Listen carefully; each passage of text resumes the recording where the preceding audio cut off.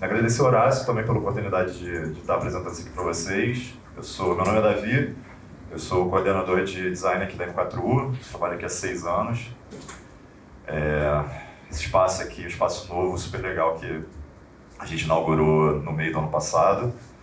E temos vagas, a gente acabou de abrir 3 vagas no time, de perfil de produto. E aí agora eu vou falar um pouquinho de cada um, de UX, UI, e aí eu falo também um pouquinho de produto. Agora assim, no final, eu falei assim, acho que eu vou entrar um pouquinho nessa seara, porque tem muita gente que acaba trabalhando mais com produto do que especificamente com UX e UI, e como é um apanhado de tudo,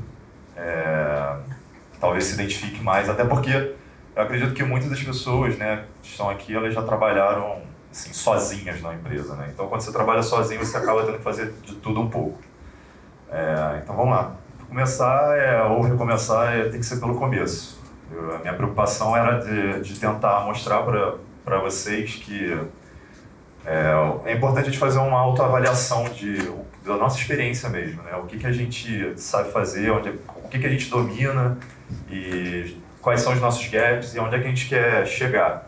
Então, a gente pode começar com um mapa de conhecimento, né? Que aí, aqui, basicamente, é praticamente um gráfico para se ajudar a ter visibilidade do que você sabe e o que você não sabe. E aí, esse aqui eu peguei esse material, da Elisa Volpato, e aí aqui tem alguns tipos de conhecimentos que o profissional pode ter, que vai desde a parte visual até de front-end, teste AB, entrevista com o usuário e tudo mais. E isso aqui é um apanhado de quais são todas as habilidades que um designer pode ter. É óbvio, né, que aí vai depender muito de cada um. Mas aqui tem, sei lá, umas 10 diferentes e eu acho que assim, a gente fez isso no time recentemente, com a ajuda do Léo e da Luísa, justamente para a gente conseguir criar meio que uma normal no time, assim, saber quais são esses gaps e a gente tentar evoluir o time com essas habilidades, tá? E aí vamos começar. UI, ou melhor, U. Quem aqui é designer ou então trabalha com isso? Metade, né? Então, eu acredito que para vocês já saibam a diferença de o que é UX e UI, já saibam o que seja isso. Mas para quem não sabe, eu vou dar uma explicação bem direta mesmo, que é o seguinte, a interface do usuário é simplesmente a ponte, né? É o que conecta o trabalho que é feito pelo UX designer e o usuário final. Então, é mais nessa parte mesmo da parte física, visual mesmo, né? Tipo, é a interface, é o que conversa com o usuário, você consegue visualizar ela. E aí que é uma frasezinha que eu acho que dá para explicar bem, é que também, né, quando você trabalha com uma empresa de desenvolvimento, todo mundo fala, vocês são os artistas, vocês fazem as telas, vocês pintam pixel, não sei o quê.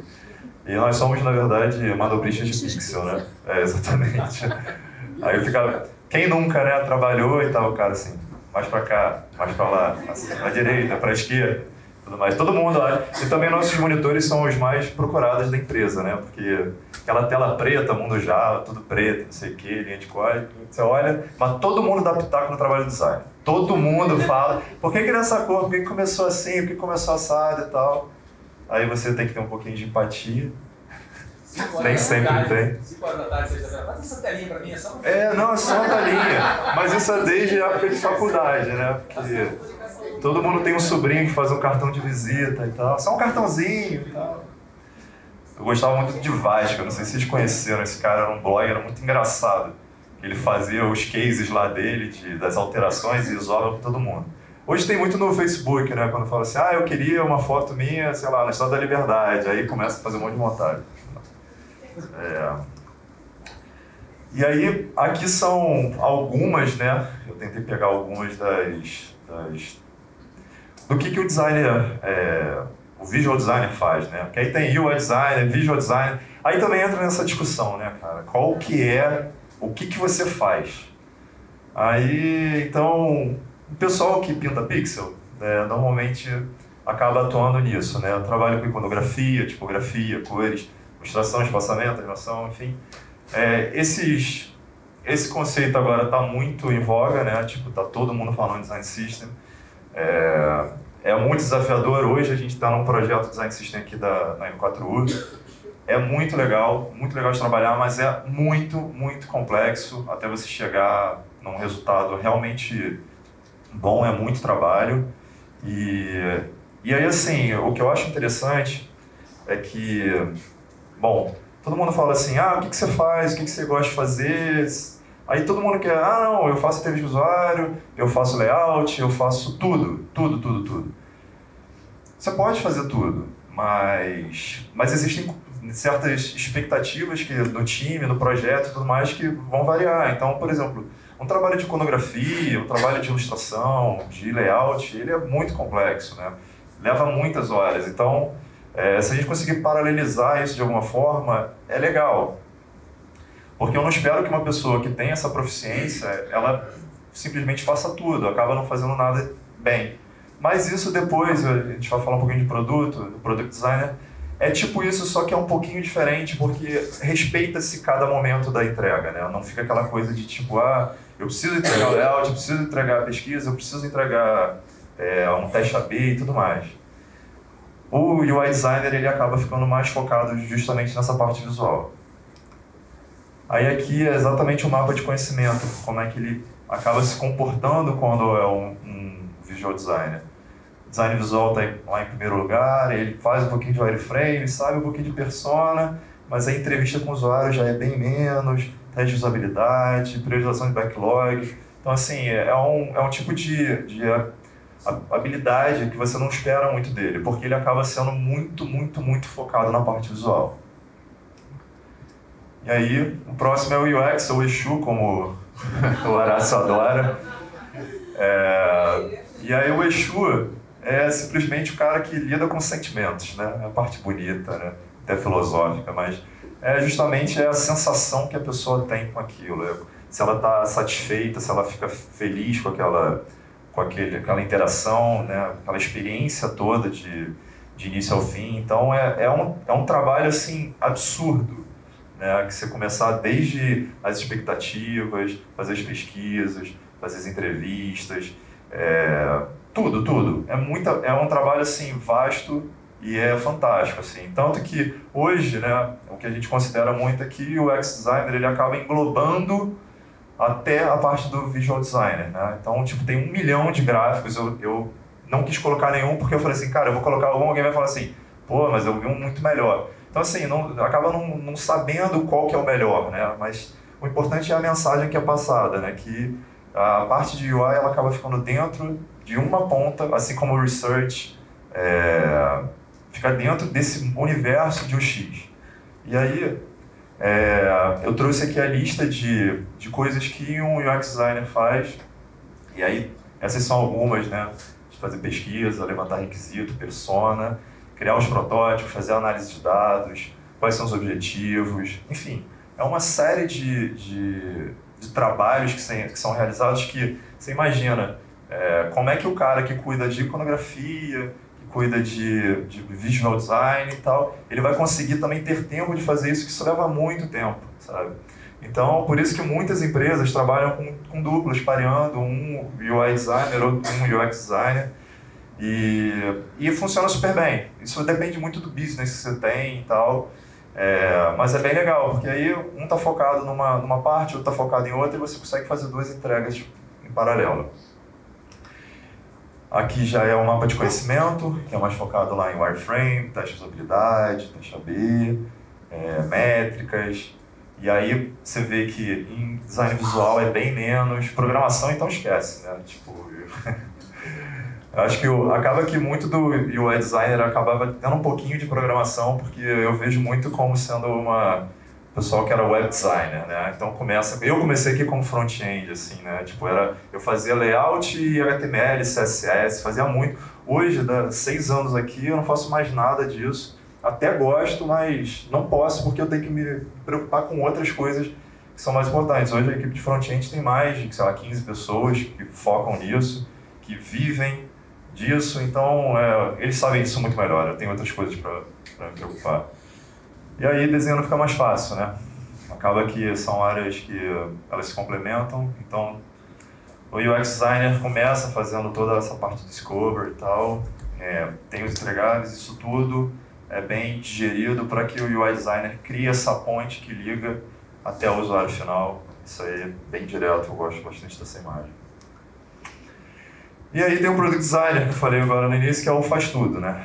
E eu tenho certeza que todo mundo começa sendo um faz tudo, mas faz parte, principalmente hoje, com essa cultura de squad, tem sempre assim, essa coisa, você acaba tendo que jogar nas 11, não tem jeito.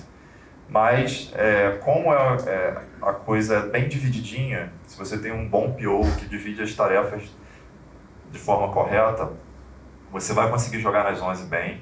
E é óbvio, né? É muito importante que você faça esse trabalho inicial de mapa de conhecimento, porque a partir dali você vai tentando estudar o que você precisa e vai trocando com o seu time ou então com as pessoas nesses eventos, né? É legal você aproveitar esses eventos para fazer essas trocas. E aí a descrição é que ele cuida do processo ponta a ponta, sabe? Ele vai desde descobrimento até as entregas visuais e acompanha as métricas depois. Eu vejo muito isso aqui também, que às vezes as pessoas falam assim, pô, eu entreguei, né, fiz lá o projeto e depois, eu quero saber o que aconteceu. Tem muita gente que é muito frustrada em consultoria por causa disso, porque normalmente vai, faz a entrega, aquilo ali vai para o cliente e depois nunca mais volta. Uma galera que vem trabalhar aqui na empresa acaba reclamando disso, tem essa frustração. E aqui, com os projetos, a gente tem a oportunidade de continuar acompanhando para saber o que está acontecendo, onde é que a gente errou. Onde é que a gente errou não, né? Onde é que a gente não errou, porque a gente errou muito mais, né? Então, a gente vai tentando corrigir, enfim, vai iterando o tempo todo. Eu acho que é isso que traz essa satisfação e é o que a tecnologia permite, né? Antigamente você comprava um produto de 100% pronto, hoje também, mas antigamente eu lembro do videogame, cara, hoje em dia você tem um PlayStation, você compra o jogo 5 horas baixando as atualizações depois que você comprou, sabe? É uma coisa completamente diferente do que... hoje é muito diferente do que era antigamente, né?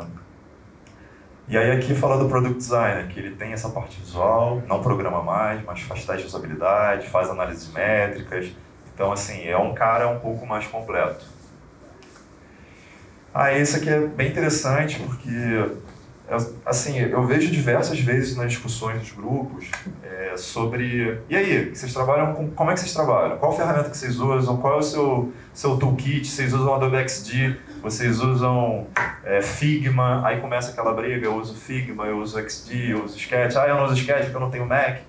Então, qual é a melhor ferramenta de prototipação? Marvel. Então, assim, é sempre uma guerra, nunca chega em lugar nenhum. Eu posso dizer que, por acaso, as ferramentas que estão aqui são as ferramentas que a gente usa aqui na M4U, mas isso aí foi por acaso mesmo. Todas vão ter vantagens e desvantagens, mas é muito importante que a gente tenha ferramentas que proporcionem uma facilidade para o nosso trabalho, né? O brainstorming é sempre papel labs, eu tenho tido experiências fantásticas com cocriação. A gente recebe na planning que a gente tem já junto com o PO, com o time todo, a gente já define o que a gente vai fazer, todo mundo já puxa, senta numa mesinha, eu puxo algumas dinâmicas, eu crio umas dinâmicas loucas, adapto para tentar, porque às vezes os desenvolvedores acabam ficando muito arredios, assim. Eles, assim, eu vou fazer o seu trabalho? Aí eu falo, não, cara, não é assim, vamos todo mundo fazer junto. E aí, você chega com uma dinâmica legal, no final das contas, por exemplo, nessa semana a gente teve uma reunião lá e aí no último sprint que a gente trabalhou não teve cocriação, que eu estava super enrolado. Aí uma das críticas que a gente teve lá na definição é falar assim, pô, não teve cocriação. Aí atrapalhou a gente não conseguiu começar o trabalho, aí não conseguiu entregar, não sei o quê. Aí eu falei assim, pois é, a culpa é minha. Então, faz parte, mas é muito legal ver isso porque é o rabisco-frame mesmo, sabe? Aquela coisa de papel faz... O que a gente faz, eu vou até exemplificar para vocês. Eu peguei vocês conhecem o Crazy 8? Então, para quem não conhece o Crazy 8, você tem um time box de 5 minutos para fazer 8 telas. Enfim, e aí você escolhe como é que você quer. Se você quer fazer uma jornada, se você quer de um produto. Isso aí é uma dinâmica que ficou muito famosa no design sprint. E eu criei o Crazy 4. Mas o Crazy 4 é porque... eu tive que adaptar na hora, porque eu só tinha folha de papel A4, e aí se eu dobrasse ali 8 vezes ia ficar tudo pequenininho. E assim, foi a forma como eu consegui na hora fazer isso. Eu não criei timebox também para não traumatizar a galera, porque assim, eles já não querem fazer tela. Aí quando vão fazer ainda tem tempo, e todo mundo fala assim, não vai fazer nada. Aí eu cheguei e falei assim, não tem tempo, cada um no seu tempo, mas assim, lógico, olhando, vocês têm 4 telas para fazer. Aí um ou outro não gostou, depois, cara, na votação, no dot vote, que cada um vota, né? Cara, o resultado foi fantástico, todo mundo saiu muito feliz, aí todo mundo falou assim, cadê aquele crazy? Cadê o crazy? Cadê o crazy? E é um negócio super simples, sabe? Então se eu puder hoje recomendar, cocriação, que foi falado muito no ILA, no final do ano passado, cara, você tem resultados espetaculares. Outras ferramentas, esse aí também, o Zeppelin, nossa senhora, todo mundo me pede Zeppelin. Zeppelin, basicamente, você faz uma interface e ela já traz todas as medidas, posições, já exporta as imagens para as pessoas, para os devs, então eles adoram isso.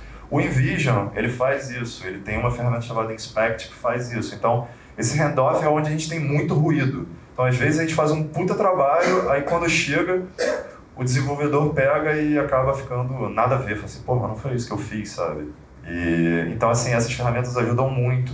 Antigamente, nossa, tinha plugin no Photoshop para botar o tamanho daqui. Aí a gente trabalha muito com mobile, que aí tem medidas que são diferentes. Sério, e aí eu falei assim, cara, eu tenho que me preocupar com outras coisas, sabe? Eu não vou ficar me preocupando de ter que ficar tirando medida em quantos pixels que aquilo ocupa, enfim. O Hotjar de monitoramento, aqui a gente não usa o Hotjar ainda, mas a gente até trouxe uma solução que eles estavam querendo testar. A gente usa muito o Google Analytics. Isso aqui são os mais usados de 2018. E gestão de arquivos, o Google Drive acaba sendo mais utilizado mesmo. Tem o OneDrive, tem Dropbox. Dropbox está fazendo um puta trabalho de design também, bem interessante.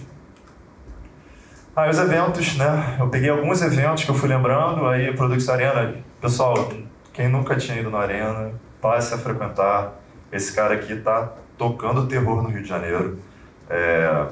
Esse aqui já é o 5º ou 6º evento que a gente tem aqui na M4U.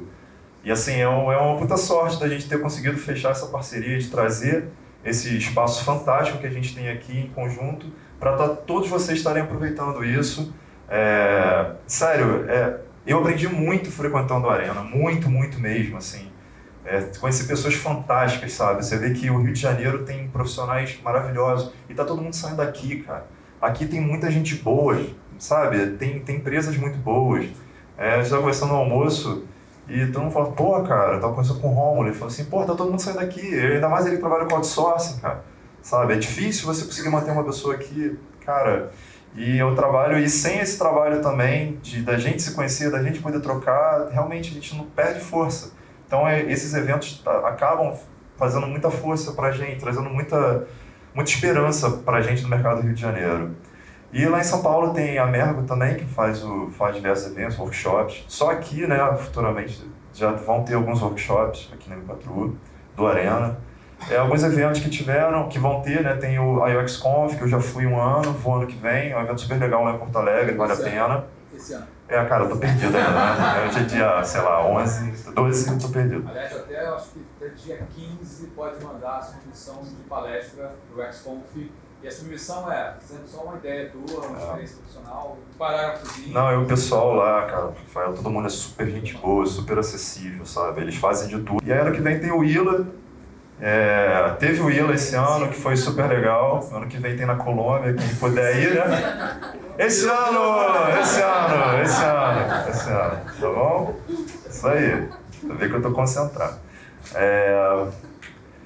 Aí, sites e blogs, também, eu fiquei naquela dúvida, cara, o que eu vou colocar aqui? Tem um centilhão de sites e blogs e tudo mais. E aí, o pessoal aqui do time, pô, me trouxe esse aqui agora de manhã, cara, que fiquei felizão, não sei se vocês já conhecem.